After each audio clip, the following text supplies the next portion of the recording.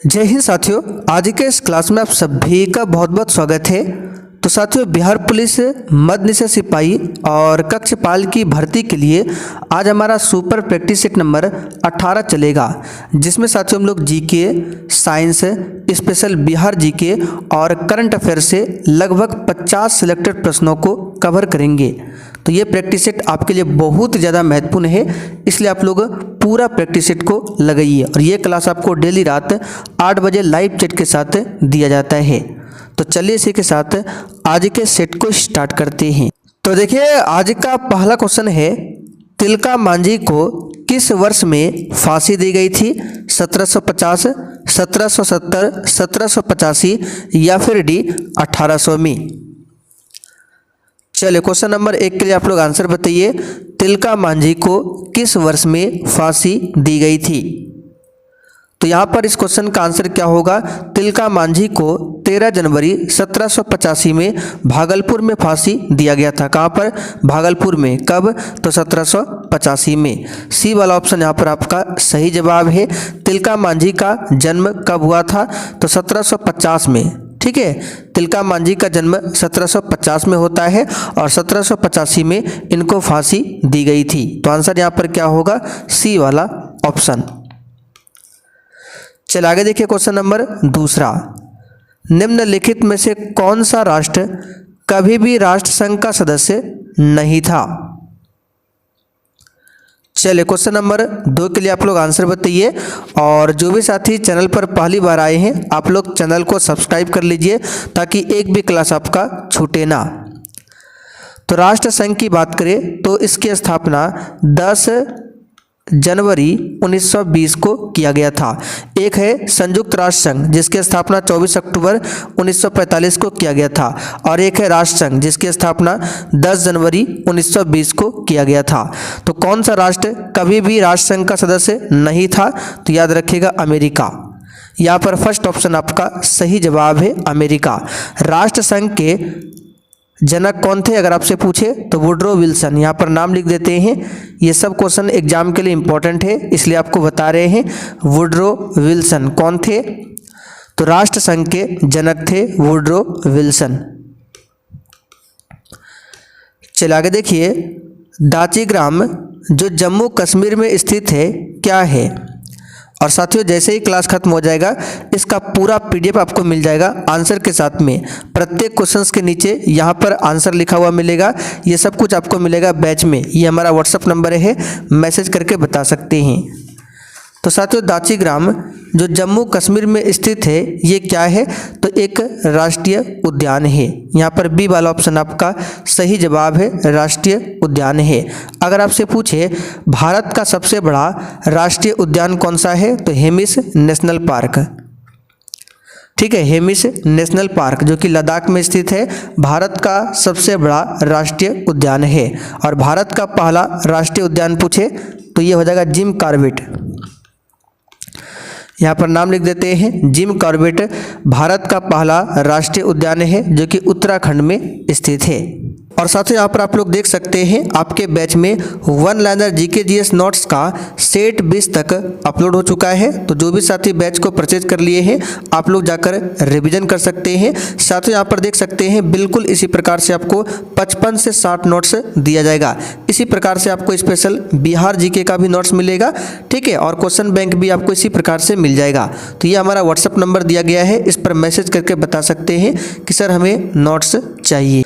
चलिए आगे देखिए, असहयोग आंदोलन के साथ किस आंदोलन को जोड़ दिया गया था? चलिए क्वेश्चन नंबर 4 के लिए आप लोग आंसर बताइए। और साथ यहाँ पर दाचीग्राम राष्ट्रीय उद्यान की बात करें तो ये किस लिए प्रसिद्ध है? क्वेश्चन पूछा जाता है तो कश्मीरी हिरन के लिए प्रसिद्ध है दाचीग्राम राष्ट्रीय उद्यान। तो ये क्वेश्चन भी आपको ध्यान रखना है। तो देखिए, असहयोग आंदोलन की बात करें तो इसकी शुरुआत 1 अगस्त 1920 को किया गया था महात्मा गांधी के द्वारा। और इस आंदोलन के साथ किस आंदोलन को जोड़ दिया गया था? तो खिलाफत आंदोलन को। यहाँ पर फर्स्ट ऑप्शन आपका सही जवाब है, खिलाफत आंदोलन। भारत छोड़ो आंदोलन कब हुआ? तो ये 1942 में हुआ था। आगे देखिए, किस देश का जनसंख्या घनत्व भारत से अधिक है? तो यहाँ पर जनसंख्या नहीं पूछा गया है, जनसंख्या घनत्व पूछा गया है।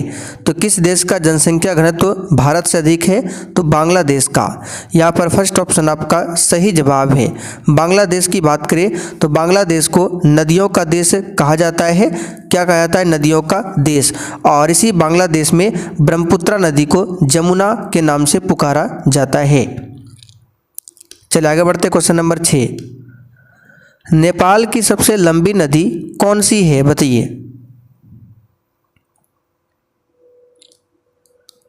तो साथियों, नेपाल की जो सबसे लंबी नदी है वह है कर्णाली नदी। यहाँ पर फर्स्ट ऑप्शन आपका सही जवाब है, कर्णाली नदी। श्रीलंका की सबसे लंबी नदी पूछे तो महावेली गंगा। चलिए आगे देखते हैं, क्वेश्चन नंबर 7। किस राज्य में वन का सबसे अधिक विस्तार है? बताइए, किस राज्य में वन का सबसे अधिक विस्तार है? तो इसका सही जवाब है मध्य प्रदेश में। यहाँ पर सी वाला ऑप्शन आपका राइट है, मध्य प्रदेश। मध्य प्रदेश को टाइगर स्टेट के नाम से भी जाना जाता है। चलिए आगे बढ़ते, क्वेश्चन नंबर 8। इनमें से कौन परिवहन का मार्ग नहीं है? तो ये तो बहुत ही सिंपल सा क्वेश्चन है। सड़क है, जल है, वायु है, जबकि पर्वत शिखर ये परिवहन का मार्ग नहीं है। यहाँ पर डी वाला ऑप्शन आपका सही जवाब है। वायु की बात करें तो भारत में वायु परिवहन की शुरुआत जो है 1911 में हुई थी। कब? 1911 में। आगे देखिए, जब हम लैंगिक विभाजन की बात करते हैं तब हमारा अभिप्राय होता है। बताइए क्या? तो देखिए, जब हम लैंगिक विभाजन की बात करते हैं तब हमारा अभिप्राय होता है समाज में स्त्रियों और पुरुषों को दी गई असमान भूमिकाएं। यहाँ पर देखिए बी ऑप्शन आपका सही है। आगे देखिए, निम्नलिखित में किनके द्वारा इंडियन एसोसिएशन की स्थापना की गई थी? बताइए, किनके द्वारा इंडियन एसोसिएशन की स्थापना किया गया था? तो सुरेंद्र नाथ बनर्जी और आनंद मोहन बोस के द्वारा। कब किया गया था? तो 1876 में। कहाँ पर? कलकत्ता में। तो यहाँ पर बी ऑप्शन आपका सही जवाब है। सुरेंद्र नाथ बनर्जी को राष्ट्रगुरु के नाम से भी जाना जाता है। आगे देखिए, भारत में लोकतंत्र की क्या चुनौती है?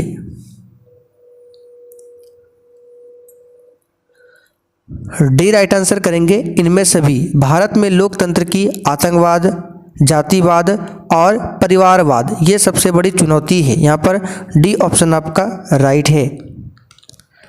चलिए आगे देखिए, क्वेश्चन नंबर 12। निम्नलिखित में कौन संघीय राज्य की विशेषता नहीं है?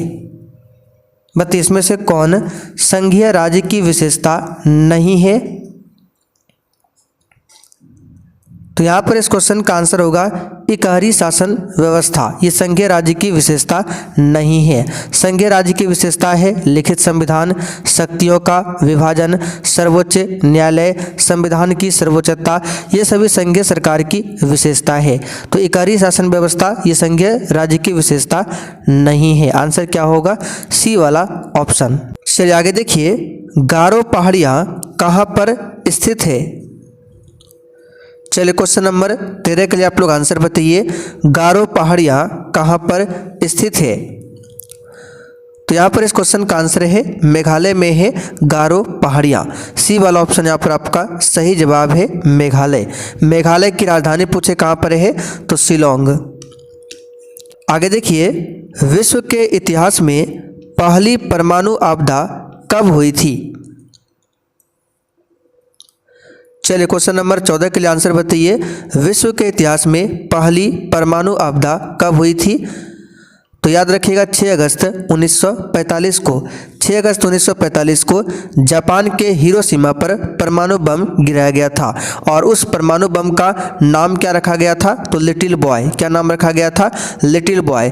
फिर ठीक 3 दिन बाद 9 अगस्त 1945 को जापान का शहर है नागासाकी, वहाँ पर दूसरा परमाणु बम गिराया गया और उस परमाणु बम का नाम क्या रखा था? Fat man. ठीक है, उसका कोड क्या था? Fat man. तो जो हिरोशिमा पर गिराया गया था उसका कोड नाम पूछे तो हो जाएगा लिटिल बॉय, और नागासाकी पर जो गिराया गया था उसका कोड नाम क्या था? Fat man. तो इस बात को ध्यान रखिएगा। अच्छा, परमाणु बम की बात करें तो सर्वप्रथम इसको किसने बनाया था? रॉबर्ट ओपनहीमर ने। यहाँ पर नाम लिख देते हैं, रॉबर्ट ओपनहीमर ने सर्वप्रथम परमाणु बम को बनाया था। परमाणु बम जो है नाभिकीय विखंडन के सिद्धांत पर काम करता है। गौतम बुद्ध के संवादों की भाषा क्या थी? और क्लास में हम आपको जो भी एक्स्ट्रा क्वेश्चन बताते हैं ये आपको लिखने की ज़रूरत नहीं है, केवल आपको ध्यान से सुनना है। ये पूरा क्वेश्चन आपको लिखा हुआ मिलेगा वन लाइनर फॉर्म में बैच में। तो गौतम बुद्ध के संवादों की भाषा क्या थी? तो पाली। यहाँ पर बी ऑप्शन आपका सही जवाब है। गौतम बुद्ध ने प्रथम उपदेश कहाँ पर दिया था? तो सारनाथ में दिया था। ठीक है, और बौद्ध धर्म में प्रथम उपदेश को क्या कहा गया? धर्म चक्र प्रवर्तन। अच्छा, गौतम बुद्ध अपना अंतिम उपदेश कहाँ पर देता है? तो कुशीनगर में। कहाँ पर? कुशीनगर में। गौतम बुद्ध ने सबसे अधिक उपदेश कहाँ पर दिया था? तो श्रावस्ती में। कहाँ पर? श्रावस्ती में। भारत में श्वेत क्रांति के पिता के रूप में किसे जाना जाता है? ये तो सिंपल सा क्वेश्चन है, डॉक्टर वर्गीज कुरियन को जाना जाता है। और एम.एस. स्वामीनाथन को भारत में हरित क्रांति का जनक कहा जाता है। आगे देखिए, राष्ट्रपति द्वारा लोकसभा और राज्यसभा के लिए नामांकित सदस्यों की कुल संख्या क्या है? तो यहाँ पर आपको फंसाने के लिए लोकसभा दिया गया है।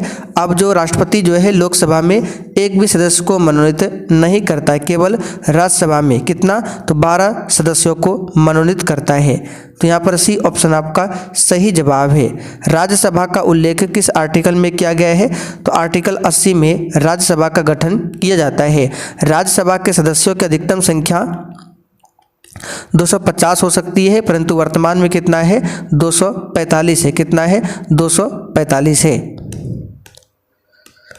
आगे देखिए, बिहार का कौन सा जिला सर्वाधिक वनाच्छादित है, यानी वन से ढका हुआ है? तो इंपॉर्टेंट क्वेश्चन है, याद रखिएगा। बिहार का कैमूर जिला सबसे अधिक वन आच्छादित है, कैमूर में। आगे देखिए, मेक इन इंडिया वैश्विक पहल का प्रवर्तन कब किया गया? तो मेक इन इंडिया वैश्विक पहल का प्रवर्तन किया गया 2014 में। कब? 2014 में। यहाँ पर आंसर क्या होगा? सी वाला ऑप्शन। निम्नलिखित में से कौन सी गतिविधि प्राथमिक क्षेत्र से संबंधित नहीं है?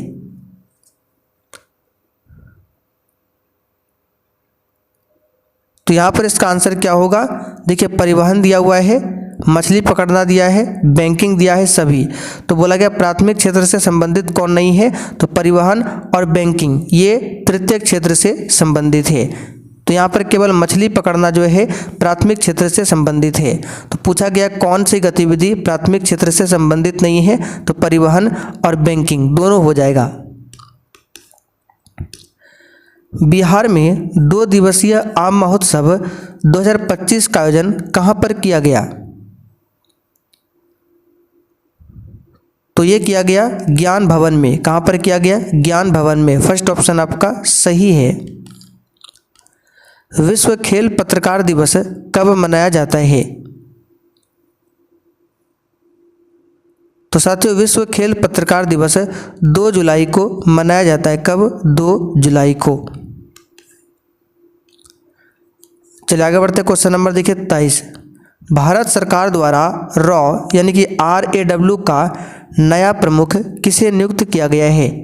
करंट अफेयर्स का क्वेश्चन है, बताइए। तो भारत सरकार द्वारा रॉ का नया प्रमुख पराग जैन को नियुक्त किया गया है। फर्स्ट ऑप्शन यहाँ पर आपका राइट है, पराग जैन। चलिए आगे बढ़ते हैं। Question number 24। The one, cricket, my life and more किसकी आत्मकथा है? तो इसको डायरेक्ट याद रखिए, शिखर धवन की आत्मकथा है। एक पूछा जाता है प्लेइंग इट माई वे, ये किसकी आत्मकथा है? सचिन तेंदुलकर की। चल आगे बढ़ते हैं। निम्नलिखित में से कौन सा कथन सही नहीं है? देखिए, मानव शरीर में मौजूद अपेंडिक्स एक अवशेषी अंग है, बिल्कुल सही है। मध्य कर्ण में मौजूद स्टेप्स जो है मानव कंकाल की सबसे छोटी हड्डी है, ये भी सही है। मानव की रीढ़ की हड्डी में 28 कशेरुक होते हैं, ये गलत है। 28 नहीं होता है, 26 होता है। कितना होता है? 26 होता है। ठीक है, इस बात को ध्यान रखिएगा। तो बी वाला ही ऑप्शन क्या आपका गलत है? आंसर होगा अस्थि मज्जा मानव शरीर में लाल रक्त कणिकाओं का निर्माण करती है। ये सब ऑप्शन सही है, केवल बी ऑप्शन गलत है। परमाणु क्रमांक 9, 17, 35, 53, 85 युक्त सभी तत्वों की प्रकृति कौन सी है? तो 9 होता है फ्लोरीन का, 17 होता है क्लोरीन का, 35 होता है ब्रोमीन का, 53 होता है आयोडीन का। तो ये सभी जो है chlorine, fluorine, chlorine, bromine, iodine, ये सभी क्या है? तो ये सब का सब जो है हैलोजन ग्रुप के अंतर्गत में आता है। जो आधुनिक पीरियोडिक टेबल है उसमें वर्ग नंबर 17 जो है हैलोजन तत्व से संबंधित है। वर्ग नंबर 17 किससे संबंधित है? हैलोजन तत्व से संबंधित है। इस बात को ध्यान रखिएगा। आगे बढ़ते हैं। क्वेश्चन नंबर 27, हृदय की धड़कन को कौन बढ़ाता है?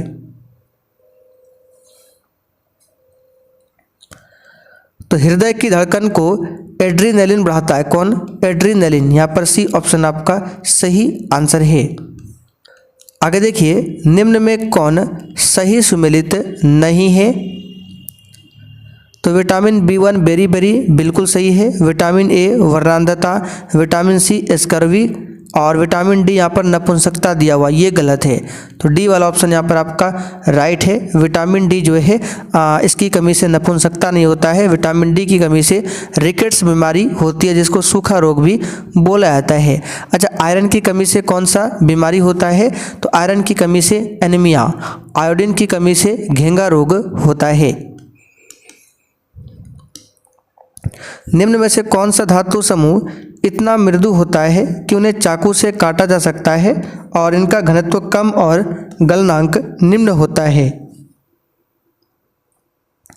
तो चाकू से काटी जा सकने वाली धातु है आपका लिथियम, सोडियम और पोटेशियम। यहाँ पर सी ऑप्शन आपका राइट है।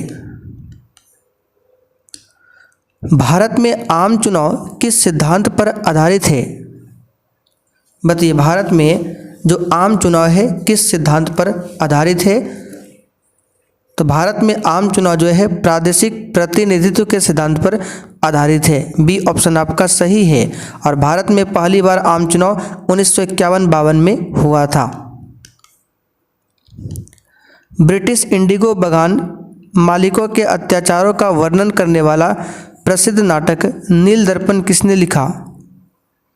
बताइए, ब्रिटिश इंडिगो बागान मालिकों के अत्याचार का वर्णन करने के लिए प्रसिद्ध नाटक है नील दर्पण। इसको किसने लिखा है? तो दीनबंधु मित्र ने। यहाँ पर सी वाला ऑप्शन आपका सही है। आगे देखिए, गांधी इरविन समझौते पर हस्ताक्षर कब हुए थे?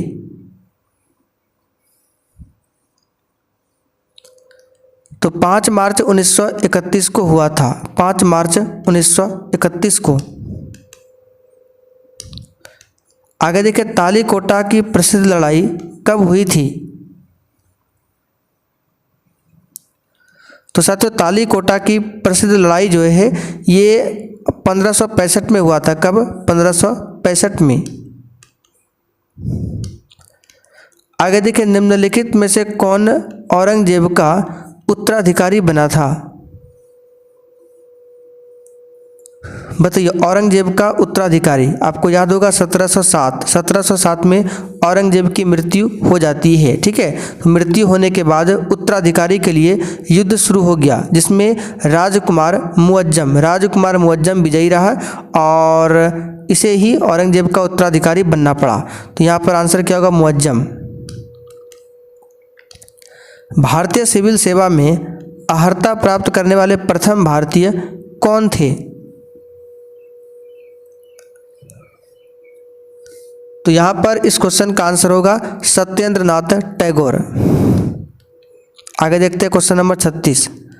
अलवार संतों का आविर्भाव निम्नलिखित में से किस आधुनिक राज्य से हुआ था? तो यहाँ पर इसका सही जवाब है कहाँ से हुआ था, तो तमिलनाडु से। फर्स्ट ऑप्शन आपका सही जवाब है तमिलनाडु। आगे देखिए, पेशावर किसके निकट है? चलिए फटाफट से आप लोग आंसर लगाते चलिए। पेशावर खैबर दर्रा के निकट है। किस दर्रा? खैबर दर्रा के निकट है। आगे बढ़ते हैं क्वेश्चन नंबर 38। खासी और गारो किस राज्य की भाषाएं हैं? तो मेघालय राज्य की भाषाएं हैं। दूसरा ऑप्शन यहाँ पर आपका सही जवाब है। किस हिमालयी चोटी को सागरमाथा भी कहते हैं? बताइए, किस हिमालयी चोटी को सागरमाथा भी बोला जाता है? तो माउंट एवरेस्ट को। माउंट एवरेस्ट को ही नेपाल में सागरमाथा के नाम से जाना जाता है। माउंट एवरेस्ट की ऊंचाई 8,848 मीटर है। ये भी ध्यान रखना, पूछा जाता है। भारत में सबसे बड़ा बाघ अभयारण्य जो कि टाइगर रिजर्व है कौन सा है? तो यहाँ पर इसका सही जवाब क्या होगा? भारत में सबसे बड़ा बाघ अभयारण्य टाइगर रिजर्व कौन सा है? तो इसका सही जवाब है नागार्जुन सागर। ये आंध्र प्रदेश में स्थित है। भारत का सबसे बड़ा बाघ अभयारण्य है। सूर्य का निकटतम ग्रह कौन सा है? बताइए।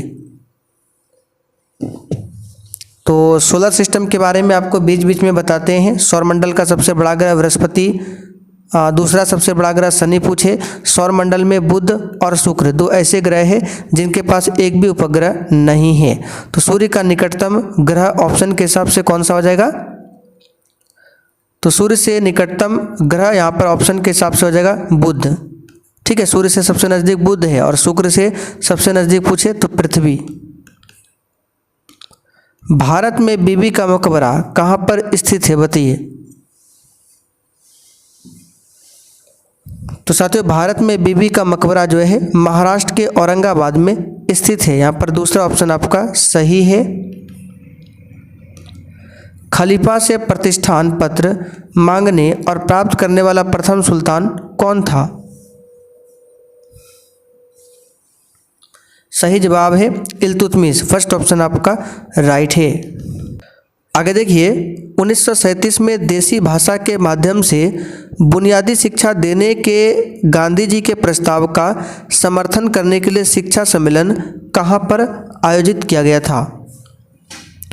तो ये जो है वर्धा में आयोजित किया गया था। चौथा ऑप्शन आपका राइट है। गांधी जी का नमक सत्याग्रह किस आंदोलन का हिस्सा था? सही जवाब है सविनय अवज्ञा आंदोलन का। समोच्च रेखाएं कैसे स्थानों को मिलाते हुए खींची जाती है? तो मानचित्र पर खींची गई एक रेखा जो समुद्र स्तर से ऊपर 1 की ऊंचाई पर स्थित हो, ठीक है, स्थित सभी जगहों को शामिल करती हो, यानी कि माध्य समुद्र तल से सम ऊंचाई वाले स्थानों को जो रेखाएं जोड़ती है उसको समोच्च रेखा कहा जाता है। हिटलर का जन्म जर्मनी के किस शहर में हुआ था? बताइए। आंसर है वॉन शहर में हुआ था। इस क्वेश्चन पर स्टार मार्क कर लीजिए। कौन से शहर में हुआ था? वॉन शहर में हुआ था। बहुमूल्य वृक्ष प्रजाति देवदार के वन पाए जाते हैं। बताइए कहाँ पर? देवदार का वन ये एक बहुमूल्य वृक्ष प्रजाति है और ये वन कहाँ पर पाए जाते हैं? तो इसका सही जवाब है पश्चिमी हिमालय में। कहाँ पर? पश्चिमी हिमालय में। मौसमी बेरोजगारी का तात्पर्य क्या है? बताइए।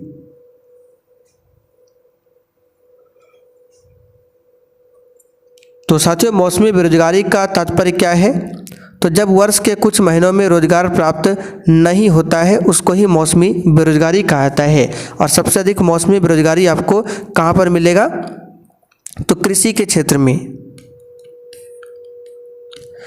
किसने अपनी इच्छा व्यक्त की कि भारत का संविधान भारतीयों की इच्छा अनुसार होगा?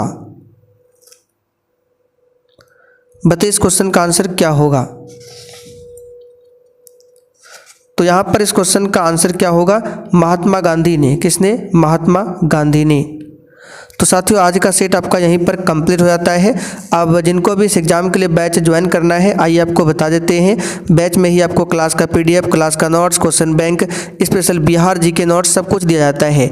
तो ज्वाइन करने के लिए प्ले स्टोर से आपको ये वाला एप्लीकेशन इंस्टॉल करना है।